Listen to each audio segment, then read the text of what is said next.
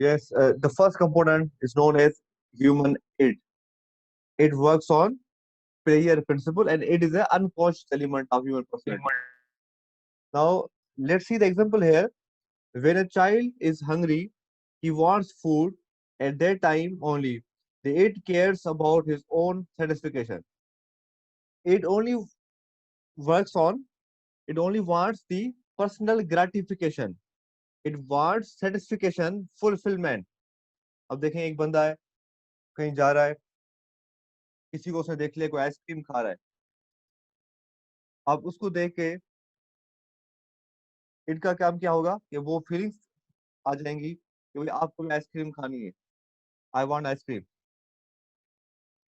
अब ये नहीं नहीं बताएगी कि आइसक्रीम उससे छीन के खानी है परचेज करके लेनी है लाइन में लग के लेना है या बाद में खानी है या तो वो ठीक नहीं है तबीयत नहीं खानी it only concern with one thing आपको हर हाल में आइसक्रीम खानी है because that's what fulfilment is okay तो इट जितनी हमारी डिजायर्स होती हैं बेसिक डिजायर्स बायोलॉजिकल डिजायर्स वो बेसिकली इट से ही जनरेट होती हैं इस इट से ही पैदा होती हैं और इट चाहती है कि वो इससे अभी के अभी कंप्लीट हो जाए if I want it must be done right now okay and it never ever think about the laws society morality ethics barrier religion इनको इससे कोई ताल्लुक नहीं है इट एक्टिव पार्ट नहीं it is unconscious element of human personality इसको किसी आंखें नहीं है जो सिर्फ हमें ये बताता है कि कर लें अभी करें do it right now because it feels good it's makes me good feel good okay तो दैट इज इट ठीक है और हम सबकी एड एक जैसी होती है एड कोई अच्छी बुरी नहीं होती id is not good and bad it is basically a same thing in all humans because हम सब में जो डिजायर्स होती है वही होती है एक अमेरिकन का हो या पाकिस्तानी हो या इंडियन हो हम सबकी जो बेसिक एजेस होती हैं वही होती हैं वो अच्छी या बुरी या गलत सही नहीं होती ठीक है तो एड उस सेंस में कोई बुरी चीज नहीं है it is only a thing that is common universal उसका फंक्शन ही यही होता है कि वो हमारी बेसिक डिजायर्स को हमें बताती है कि ये चीज चाहिए it must be done right now okay अब इसके बाद आगे आ जाए the next one is ego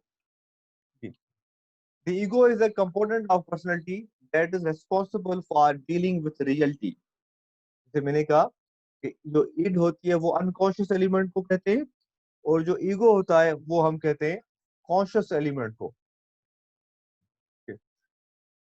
ego is a conscious part of human personality conscious किसे कहते हैं वो चीज नजर आए जो हो रही हो और अनकॉन्शियस जो चीज नहीं नजर नहीं आए जो हो चुकी हो ठीक है अब ईगो जो हमारा सेकंड कंपोनेंट है जो हमारी पर्सनैलिटी का सेकंड अहम एलिमेंट है उसका काम ये होता है कि वो हमें वो डील करता है रियलिटी को according to Freud the ego develop from it and is ensure the impulses of it can be expressed in manner are acceptable in real world.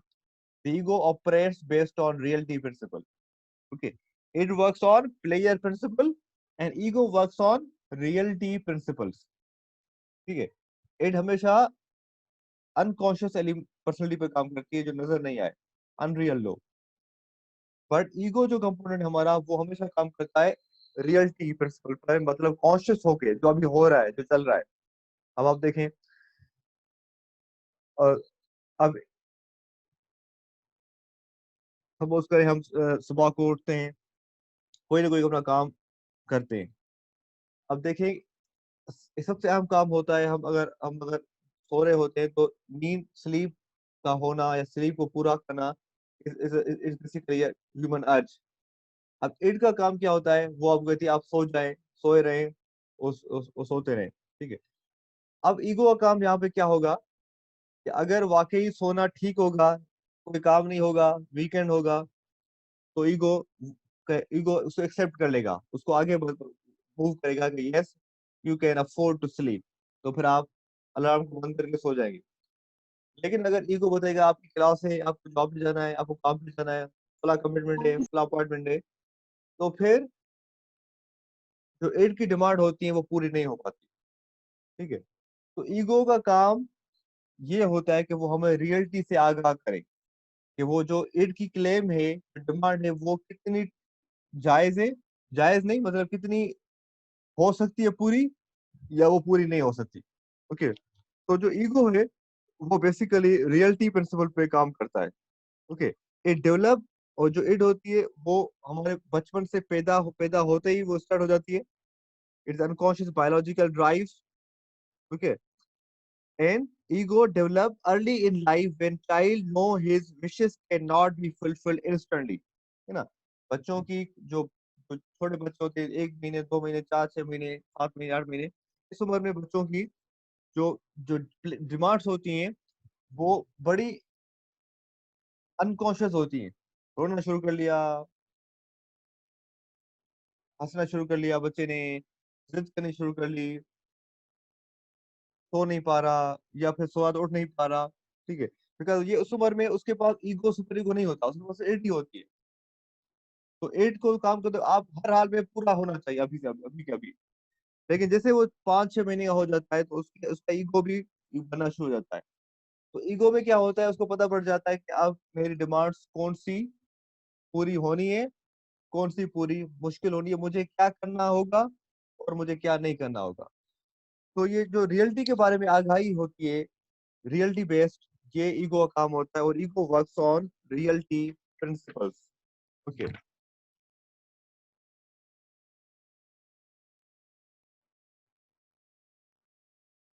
उसके बाद अब आ जाए third component. First one is id, second is ego, and third is super ego. According to psychodynamic theory, the third component of human personality is known as superego. The superego is an aspect of personality that holds all of our internalized moral standards and ideas that we acquire from both parents and society, or senses of right and wrong. The superego provides us guideline for making judgments. Okay. Super ego क्या होता है? Super ego एक third component है हमारे personality का। इसका जो actual काम है वो है कि ये हमारी वो वैल्यूज को हमें सिखाता है। Super ego make us to learn about human morality, ethics, values, standards, और उन स्टैंडर्ड्स को, वैल्यूज को सीख के हमारा सुपर ईगो डेवलप बन जाता है। अब यहाँ पे आप देखें कि ये तीनों कंपोनेंट, इनका काम क्या बनता है। ईट कहती है अभी क्या भी करें, do it right now because I want it to be done, because it feels good. Ego क्या करता है? ईगो रियलिटी बताता है कि अब हालात क्या चल रहे हैं, और ट्रांसफर करता है इट की डिमांड को आगे सुपर ईगो की तरफ से। सुपर ईगो का काम क्या होता है? Super ego is a wall, like a wall, it's like a barrier, it's like a moral barrier. Okay. Super ego का काम क्या होता है? उसको या तो अप्रूव करे या तो उसको डिसअप्रूव करे।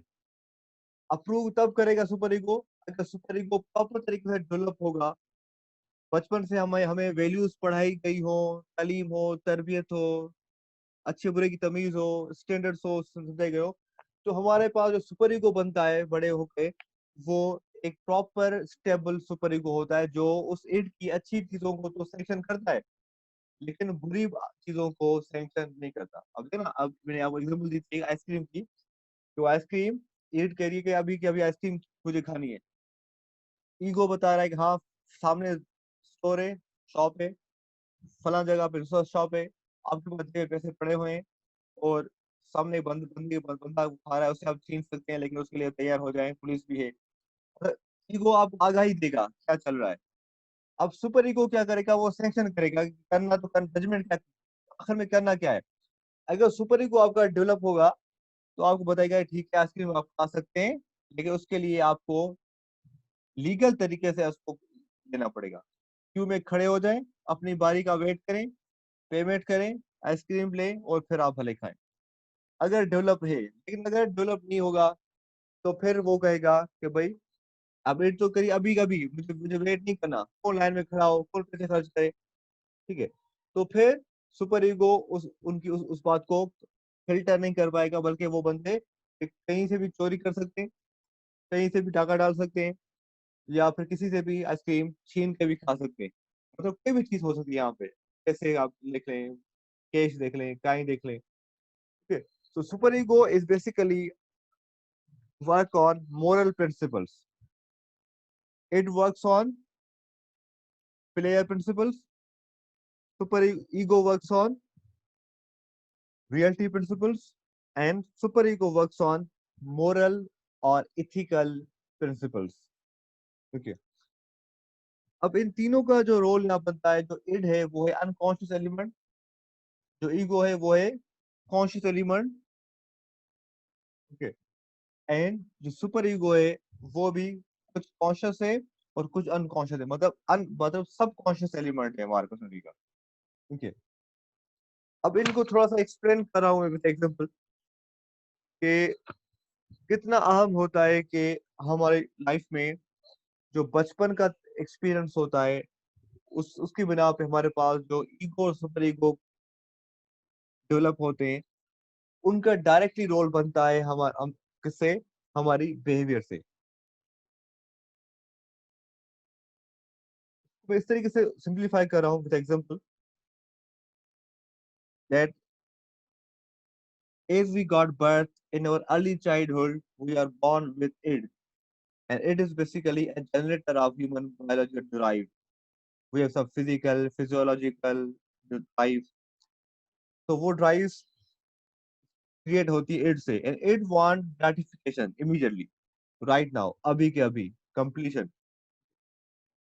तो it is not negative, it is a universal phenomena. It को कंट्रोल और कंट्रोल करने का तरीकेकार अहम होता है। तो अगर हमारे पास बचपन का एक प्रॉपर तजुर्बा या एक्सपीरियंस है, जिसमें हमारी प्रॉपर परवरिश हुई है, अच्छी बुरी की तमीज हुई है, तो हमारे पास जो दो कंपोनेंट होते हैं जिनको हम चेंज कर सकते हैं, ईगो और सुपर ईगो, वो डेवलप बनते हैं या बनना शुरू हो जाते हैं।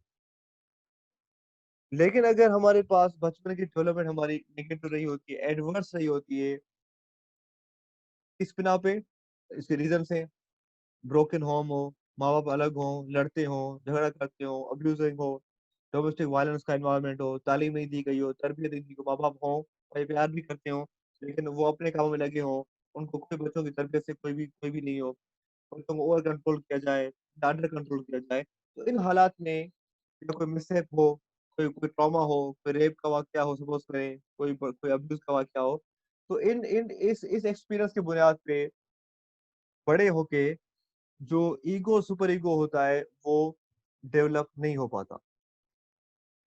और ये भी सिग्मंड फ्राइड ने कहा है कि अगर आपका ego super ego ego develop होगा, पर्टिकुलर सुपर ईगो डेवलप होगा, प्रॉपर डेवलप होगा, तो वो प्रॉपर तरीके से जो अप्रूव कन्वेंशनल डिमांड्स हैं, जिनको जायज डिमांड्स हैं इड की, उनको तो पूरा करेगा। लेकिन जो नाजायज अल्लाफुल डिमांड्स हैं एड की, उनको वो कंट्रोल करके वापस भेजेगा, स्टक करेगा और उसको सप्रेस करेगा। ठीक है। अब देखें, इड चाह रही है कि उसको उसको कोई पैसे पैसे मिलने चाहिए, कोई बड़ा घर गाड़ी इमीडिएटली, बिकॉज वो दूसरों को देख के ये फीलिंग्स आ रही हैं। अब अगर आपका ईगो सुपर ईगो डेवलप होगा, तो वो कहेगा ठीक है, आपकी बड़ी ख्वाहिश तो बड़ी अच्छी है, फिर उसके लिए आपको मेहनत करनी पड़ेगी, आपको अच्छा कामयाब इंसान बनना पड़ेगा। लेकिन अगर सुपर ईगो डेवलप नहीं है, तो फिर इड की डिमांड्स को रास्ता मिल जाएगा कि आप कुछ भी करें, आप अपना काम पूरा करें। फिर वो कुछ क्या हो सकता है, shortcut is always a crime, फिर चोरी, डाका, organise crime, fraud, forgery, white collar crime, because फिर आपको मोरल स्टैंडर्ड आपके नहीं है। मोरल स्टैंडर्ड से मुराद सुपर ईगो, जो आपको आपकी बुरी बुरी ख्वाहिशों को रोके और अच्छी ख्वाहिशों को रास्ता दे, legal ways. Are you getting?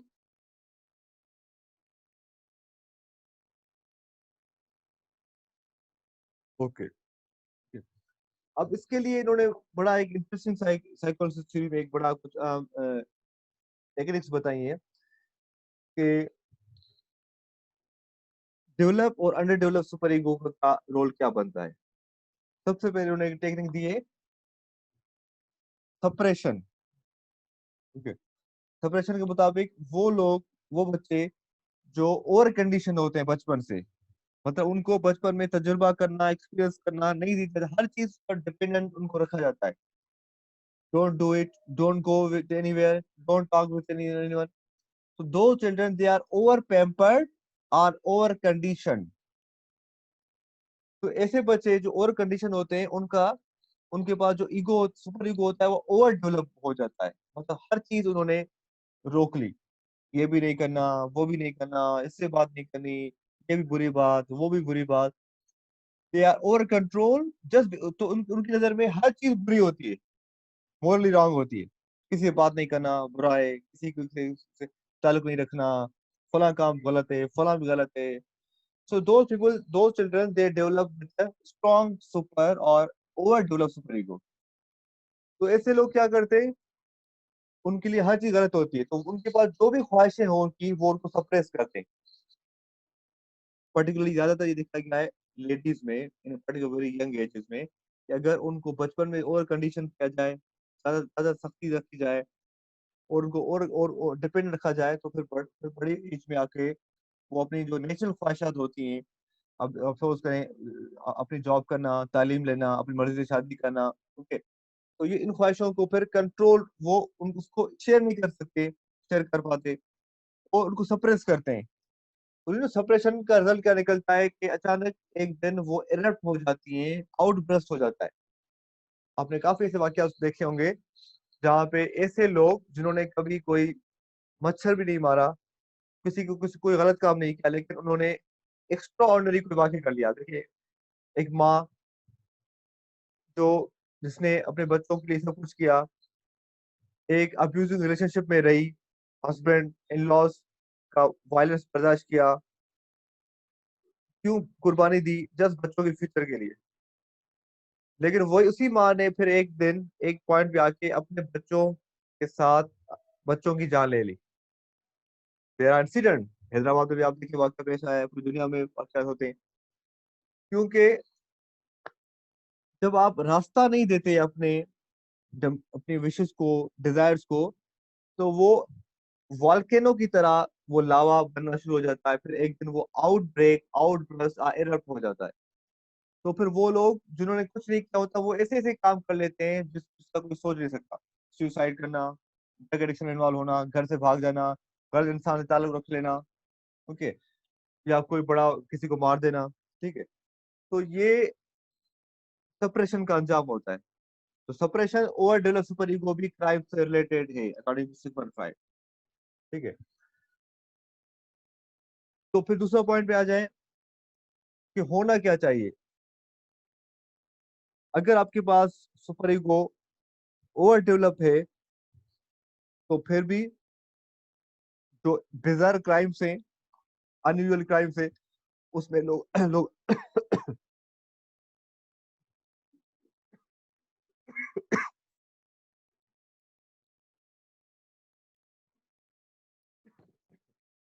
उसमें लोग इन्वॉल्व हो जाते हैं। लेकिन अगर दूसरे एस्पेक्ट में हम बात करें, तो जो बड़ा एक अहम एस्पेक्ट है वो है अंडर डेवलप सुपर ईगो का होना। अब ओवर डेवलप सुपर ईगो तो डायरेक्टली रिजल्ट होता है एक्स्ट्रॉर्डनरी बिहेवियर्स में। लेकिन जो over under develop super ego होता है, उसमें क्या होता है, अगर बचपन में हर चीज का की परमिशन दी गई हो, कंट्रोल नहीं रखा गया हो, जो दिल चाहे कर लिया, बच्चे जा रहे हैं, रात को घर आ रहे हैं, कोई रोक टोक नहीं, कोई कंट्रोल नहीं, कोई मोबाइल फोन यूज करे, किससे मिल रहे हैं, किससे बात करें। उसका रीजन क्या हो सकता है, माँ बाप बिजी हैं, डाइवोर्स है, सेपरेशन है, अलग अलग हैं, बॉदर नहीं करते, टाइम नहीं दे पाते, उनका अपना स्केड्यूल होता है। तो उसके बुनियाद पे बच्चों को हर चीज करने की आदत पड़ जाती है, उनका जो अच्छे बुरे की तमीज नहीं कर पाते। उनका जो सुपर ईगो होता है वो बड़े बड़े होके डेवलप नहीं हो पाता, अनडेवलप होता है। वो जो वॉल होती है वो डेवलप नहीं हो पाती। तो क्या होता है कि उनके उनके पास जो फीलिंग होती है, एथिक्स नहीं होते, मतलब कोई मोरलिटी, कोई एथिक्स, कोई नॉर्म्स, कोई स्टैंडर्ड्स नहीं होते। तो एड की जो भी डिमांड्स आती हैं उनको आसानी से रास्ता मिल जाता है और फिर वो लोग क्राइम आसानी से कर लेते हैं, हर क्राइम वो कर सकते हैं फिर। ठीक है। तो सुपर ईगो देश डेवलप होगा तब भी मसाइल, ओवर डेवलप होगा तो तब भी कुछ अजीब और डिजायर किस्म के वाकयात हो सकते हैं। लेकिन जो वेल डेवलप सुपर ईगो होता है वो स्टेबल पर्सनैलिटी की निशानी होती है। वो क्यों होता है कि जो बच्चे जिनकी प्रॉपर परवरिश होती है, प्रॉपर माहौल में, प्रॉपर ग्रूमिंग, कंट्रोल भी होता है, प्यार भी होता है, बॉन्डिंग भी होती है, ऐसे बोले तमीज भी होती है, तो उनका जो सुपर ईगो होता है वो डेवलप होता है। उससे क्या होता है कि उनकी जो जो भी इनकी डिमांड्स होती हैं उनको जो अप्रूव होती है, जो लीगल होती है, उनको रास्ता मिलता है। जो अप्रूव नहीं होती, जो जो अल्लाहफुल होती हैं, अनकन्वेंशनल होती हैं, डेवियन होती है, उनको वो स्टक करता है और थ्रो पे करता है। लेकिन वहां पे सेपरेशन इसलिए नहीं हो पाता, उन्होंने कंसेप्ट एक सब्लिमेशन का, जो हर हर किसी के लिए, ये उन लोगों के लिए भी है जिनका सुपर ईगो डेवलप ज्यादा हो या कम हो या डेवलप हो, पर्टिकुलर उन लोगों के लिए जिनका ज्यादा डेवलप हो या जिनका डेवलप प्रॉपर हो। सब्लिमेट कहते हैं कि आप चैनलाइज करें अपनी ड्राइव्स को, डिजायर्स को विद लीगल अल्टरनेटिव्स। वो क्या होते हैं? वॉक करना, जॉग करना, स्पोर्ट्स खेलना, फाइन आर्ट का काम करना, कोई स्किल को काम करना, नॉवेल पढ़ना, प्रेयर्स पढ़ना, नमाज या बाकी प्रेयर्स पढ़ना। क्योंकि इस पे क्या होता है, हमारी जो नेगेटिविटी होती है उसको हम यूटिलाइज कर लेते हैं। ठीक है? तो ये कहा गया है कि if you are having such sort of personality, जब आप हर चीज आपने बर्दाश्त की हो, जब आपने सप्रेशन बढ़ गया हो, तो हम कोई ना कोई ऐसी ऐसी स्किल काम करें जिससे हमारे उस नेगेटिविटी को हम रास्ता दे दें, चैनलाइज करें, यूटिलाइज करें। ओके। उसके अल्टरनेटिव हमें खुद ढूंढना पड़ेगा। वो हमारी कोई स्किल हो, हमारी कोई हॉबी हो, उसमें हम वो हमारी कोई रिक्रिएशनल एक्टिविटी हो, या कोई पार्ट टाइम काम हो, या कोई कोई प्रेयर्स हो। उस उसका ये काम करने से हम सब्लिमेट करते हैं, चैनलाइज करते हैं हमारे उस नेगेटिविटी को, या उस इड की नेगेटिव जो सप्रेशन, जो जो सुपर को सप्रेशन करता है, वो वॉल्केनो नहीं बन पाता, उसको रास्ता मिल जाता है। हम रात को बड़ा आसानी से हम सोते हैं। अगर आप खुद देखें कि लॉकडाउन के टाइम पीरियड में क्यों सुसाइड रेट बढ़ गया है, डिप्रेशन क्यों बढ़ गया है, डोमेस्टिक वायलेंस क्यों बढ़ा है, इसलिए भी बढ़ा है कि इकोनॉमिक इश्यूज भी हैं। लेकिन सबसे बड़ा रीजन क्या है कि हम फेड अप हो चुके हैं। जब हम हमारे पास रूटीन हमारी चेंज हो गई है, ओके, हमारे काम पेंडिंग में चले गए, हमारी विशेष पूरी नहीं हो पा रही, हम नहीं कहीं जा पा रहे हैं, नहीं आ पा रहे हैं, नहीं किसी से मिल पा रहे हैं, नहीं कोई हम अपने कोई बिजनेस स्टार्ट कर पा रहे हैं, नहीं अपनी कोई वेकेशन पे जा पा रहे हैं, तो हमने अपनी विशेष को क्या किया है और कंट्रोल किया है। बिकॉज सुपर ईगो ने मैसेज इट तो हमें कह रही थी लॉकडाउन के टाइम पीरियड में, भाई बाहर जाए, घूमे, होटलिंग करें, दोस्तों से मिल मिले, बात करें, गोसिप करें। लेकिन हमें सुपर ईगो बता रहा था कि कितना रिस्की है बाहर जाना, कितना गलत है। ओके। तो सप्रेशन हो रहा था। तो अगर अब यहाँ पे वो लोग जो नमाज पढ़े, प्रेयर्स पढ़े, अल्लाह को याद करें, कोई अच्छा काम करें, जिम जिम का काम करें, वर्कआउट करें, जॉग करें, वॉक करें, तो वो लोग पॉजिटिव रहते हैं। Because they are going to channelise their negativity जो उनकी में जमा हो रही है, जो लावा बन रहा है उनके। ठीक है। Now, अब कोई भी क्वेश्चन इसके हवाले से हो तो please you have time pass, उसके बाद कुछ और इसी की थ्योरी के हवाले से कुछ और अहम एस्पेक्ट हैं जो फिर मैं आपसे अभी शेयर करूंगा, जो बड़े अहम है। जी प्लीज, इस पूरी थ्योरी के हवाले से फिर I am going to unmute you. If you any sort of question you can easily ask, have you understand any flaw, any confusion, तो please ask me right now. जी।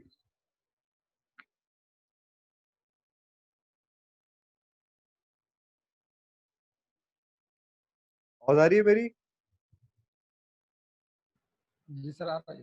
जी, कुछ कोई कंफ्यूजन?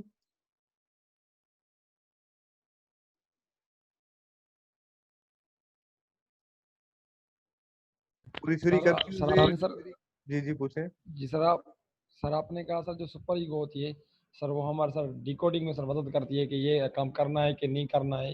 सर फिर जो criminal sir लोग होते हैं या जिनका सर क्रिमिनल माइंड होता है तो सर क्या उनका हम ऐसे कह सकते हैं कि उनका जो सुपर ईगो है सर वो नेगेटिव सुपर ईगो है। सुपर ईगो नेगेटिव पॉजिटिव नहीं होता, super ego develop, under develop, over develop हो सकता है। ठीक है, मतलब देखे ना, अब हम हमारी जो परवरिश होती है, तरबियत होती है, वो ग्रेजुअल होती है, बचपन से लेके बड़े होने तक। तो जैसे मैंने आपको बताया कि अगर एडवर्स एडवर्स कहते हैं निगेटिव को, बुरी को, अगर एडवर्स डेवलपमेंट हो हमारी बचपन से लेकर बड़े होने तक, तो फिर हमारा जो इथिकल एलिमेंट होता है जिसको सुपर ईगो कहते हैं, वो डेवलप नहीं हो पाता। ठीक है, मतलब हम अच्छे बुरे की तमीज नहीं कर पाते आसान लफ्जों में। ठीक है, हमारे अरे कितनी चीजें होती हैं जो हम ठीक से सीखते हैं कि ये चीज बुरी है, ये बुरी है। देखना, जब कोई नहीं देख रहा तो खुदा देख रहा होता है। Dishonesty is the worst policy. किसी को आप हर्ट करेंगे तो एक दिन आप भी हर्ट होंगे। धोखा देना गलत है, झूठ बोलना बुरी बात है। ओके, अब ये सारे जो बिहेवियर्स हैं, ये हमने सीखे, बताए गए हमें उस्तादों ने, पेरेंट्स ने, सोसाइटी ने, रोल मॉडल हमारे हमारे ने। ठीक है, तो आज हम हमें अच्छे बुरे, हालांकि हम बुरा भी कर लेते हैं कभी कभी, लेकिन बाय एंड लार्ज अगर बात करें तो हमें तमीज होती है कि क्या अच्छा है, कन्वेंशनल है, और क्या अनकन्वेंशनल या बुरा है।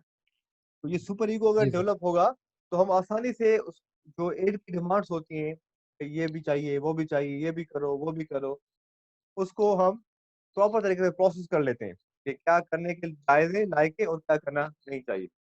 लेकिन अगर वो डेवलप ही नहीं हो पाए बचपन में हमारे पास डेवलपमेंट ही हमारी सही नहीं रही हो, तो फिर एड की जो डिमांड्स होती हैं उनको आसानी से रास्ता मिल जाता है कि जो एड चाह रही है फिर उसको लोग कर लेते हैं। ओके, तो ये अब मैं आ जाता हूँ बड़े अहम पॉइंट पे।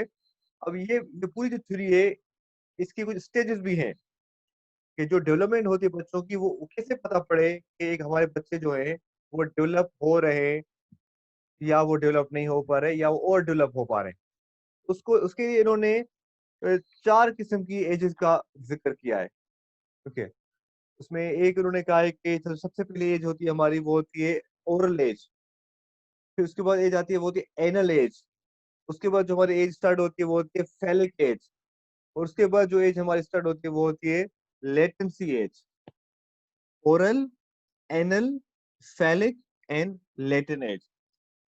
ओरल एज में क्या होता है कि बच्चे जैसे ही उनकी बर्थ होती है, वो 1 महीने से लेके वो 8 9 10 12 महीने तक वो हर चीज अपने मुंह में ले लेते हैं। ईच एंड एवरी ऑब्जेक्ट जो उनको मिलता है they take in their mouth.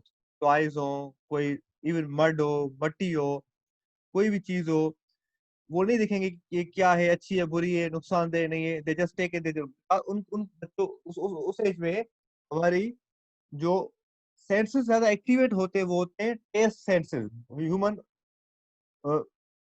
Mouth buds, taste buds. Okay, मतलब हम ओरली हर चीजों को एक्सप्लोर कर रहे होते हैं। वो बच्चे बेसिकली सिर्फ मुंह में नहीं डालते कि वो पागल होते हैं, बल्कि वो इसी डालते हैं वो उस चीज को जांचना चाहते हैं। वो एक्सप्लोर करते हैं कि वो चीज क्या है, उसकी फर्मनेस क्या है, वो टेस्ट कैसा है उसका, वो चीज क्या है। हम किसी हम बड़े होके हम एक्सपोजर लेते हैं, हम चीजों को देख के पहचान लेते हैं या टच करके पहचान लेते हैं कि ये चीज क्या होगी, ये कप होगा, ये पेन होगी। हम सपोज करें, अगर कोई कॉटन पड़ी हो, और कॉटन के बारे में अगर आपको पता पड़ना हो कि क्या होगा, तो हम भले टच किए हुए पता पड़ जाएगा ये सॉफ्ट होगी। अगर कोई मेटल हो तो मेटल को हम देख के पहचान लेंगे, ये तो उसको टच करेंगे तो कोई हार्ड होगा, बड़ा ऑब्जेक्ट होगा।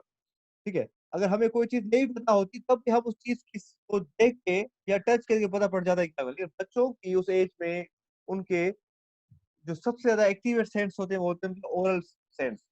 तो हर चीज मुंह में लेते हैं ताकि एक्सप्लोर कर सकें दुनिया को कि क्या चीजें। तो वो बच्चे जिनको ओरल एज इंजॉय नहीं करने दी जाती, हर चीज मना कर लेते माँ बाप उनको, तो वो बच्चे डिप्राइव हो जाते हैं बाद में, और बड़े होके वो ड्रग्स में, स्मोकिंग में, या abuse language, abuse abusing relationship में इन्वॉल्व होते हैं। बिकॉज उनको एक्सप्लोर नहीं करने दिया गया था बचपन की उस एज में से, ओरल एज। ओके, उसके बाद जो एज होती है वो एनल एज होती है, जो फिर 3 साल से लेकर 5 साल तक होती है। इसमें बच्चे अपनी जो बॉडी वेस्ट होता है हमारा, उसकी ट्रेनिंग करते हैं, पॉटी ट्रेनिंग करते हैं।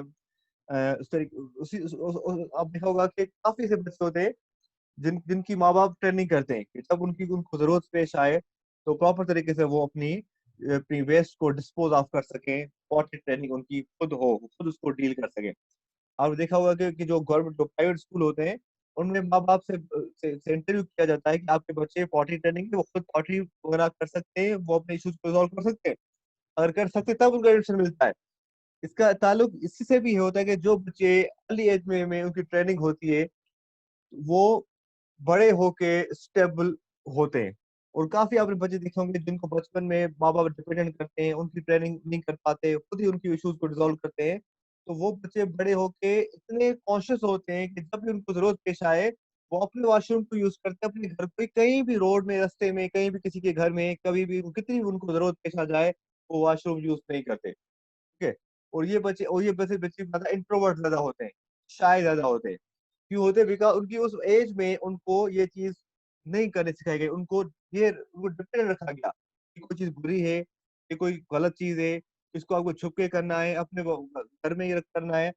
तो उसकी बिना पे उनको सोसाइटी के लिए भी वो बड़े शाय हो गए बच्चे। ठीक है। तो ओवरऑल एनल एज में बच्चों की ट्रेनिंग अगर प्रॉपर हो तो बड़े होके फिर वो उनका जो सुपर ईगो होता है वो डेवलप होता है। उसके बाद फैलिक एज स्टार्ट होती है। फैलिक एज में बच्चों की अपोजिट जेंडर जो जेंडर होती है उसके लिए अट्रैक्शन स्टार्ट हो जाती है। ओके। फैलिक एज में भी होता है, लेटेंसी एज में, दोनों एजेस में होता है। फैलिक एज में बचपन में होता है, लेटेंसी एज में बड़े होके होता है। अब फैलिक एज स्टार्ट होती है आपकी 5-6 साल से 8-10 साल तक, जिसमें बच्चों की अपोजिट जेंडर की तरफ अट्रैक्शन बढ़ जाती है। अगर बच्ची है तो उसके लिए सबसे अगर वो अटैच होगी तो अपने फादर से होगी। और अगर मेल चाइल्ड बच्चा है तो ज्यादा अटैच होता है अपने मदर से। अपने आपको शायद आइडिया होगा इस बात का। ठीक है। सिग्मंड फ्रॉइड के मुताबिक ये बेसिकली स्टार्ट हमारी सेक्सुअल डेवलपमेंट का towards opposite gender. Okay. Because we feel more attractive to opposite gender as compare to same gender. यही रीजन है कि बच्चियां ज्यादा अपने फादर से अटैच होती है और बच्चे अपने ज्यादा माँ से अटैच होते हैं। ठीक है। तो अगर काइंडली माइक ऑफ रखें।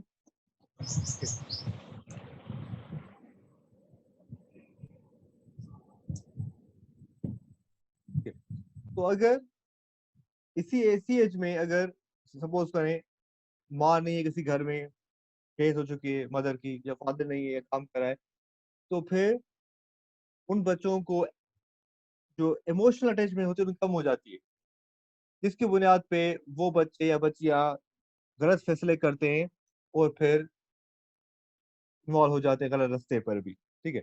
मतलब अगर एक बच्ची को या एक बच्चे को अपनी माँ का या फादर का अर्ली लाइफ हुड में अगर अटेंशन नहीं मिली, प्यार नहीं मिला, सपोर्ट नहीं मिली, तो फिर वही बच्चे बड़े होके वो दूसरों लोगों में ये चीज देखते हैं और वो गलत फैसले हेस्ट में आके कर लेते हैं। ठीक है।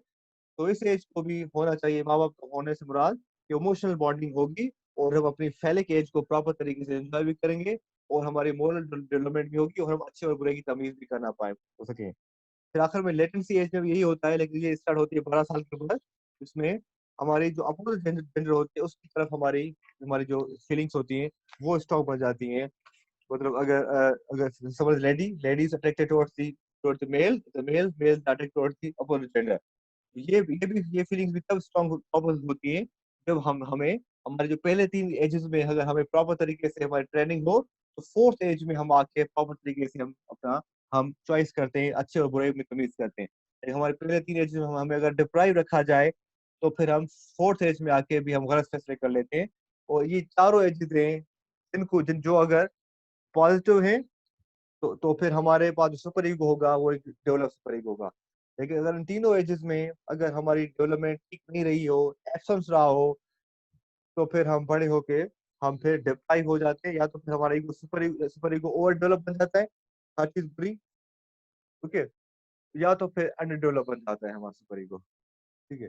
तो this is all about this theory of psychodynamic by Sigmund Freud. ठीक है। और इनके मुताबिक क्राइम वो लोग ज्यादा करते हैं जिनका सुपर ईगो या तो ज्यादा डेवलप होता है या तो फिर उनका सुपर ईगो डेवलप नहीं होता। जिनका सुपर ईगो डेवलप होता है वो उसमें स्टेबल होते हैं, तो वो अच्छे बुरे में तमीज कर पाते हैं, वो अपने डिमांड्स को एड्रेस कर पाते हैं, उनको चैनलाइज कर पाते हैं, उसको फिल्टर कर पाते हैं। तो डेवलप सुपर ईगो जो जिनका होता है, they can easily deal up with situations. That's all. Now please question.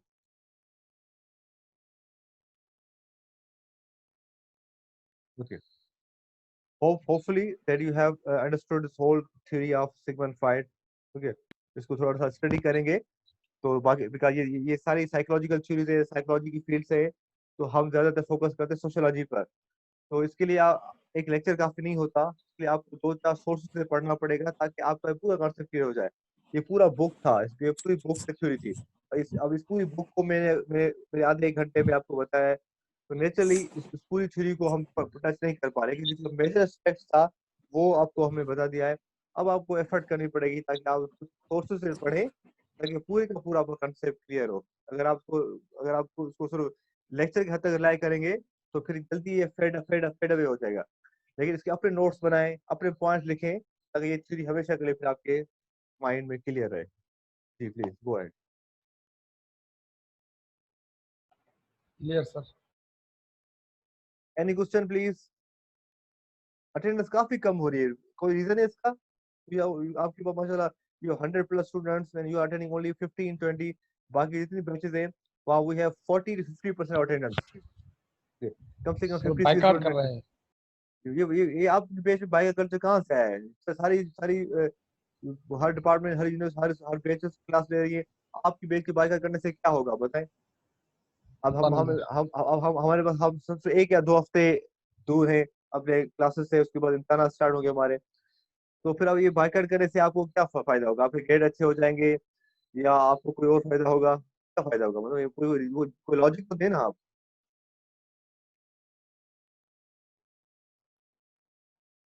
आप एफर्ट करें, उनको कन्विंस करें कि इसमें कोई कोई फायदा नहीं होने वाला, कोई सोल्यूशन नहीं है इसका, आपको नुकसान हो सकता है इसमें, फायदा नहीं हो सकता उसका। अपने क्लास अटेंड करें अपने, जो चीज हम समथिंग बेटर देन नथिंग। ठीक है, कुछ ना कुछ हो रहा है। ठीक है, तो जो भी कुछ हो रहा है, एफर्ट मसाइल हैं, सबके मसाइल हैं, बल्कि हमारे अपने मसाइल भी हैं, इस हद तक के इस स्पीड के इशूज हैं, लाइट के इशूज हैं। इसके उसके बावजूद भी हम एक मिनिमम एफर्ट को कर रहे हैं। तो कुछ ना कुछ करने न करने से बेहतर कुछ हम करें, कुछ ना कुछ सीखें हम। ठीक है, तो इसमें ये होगा कि उसका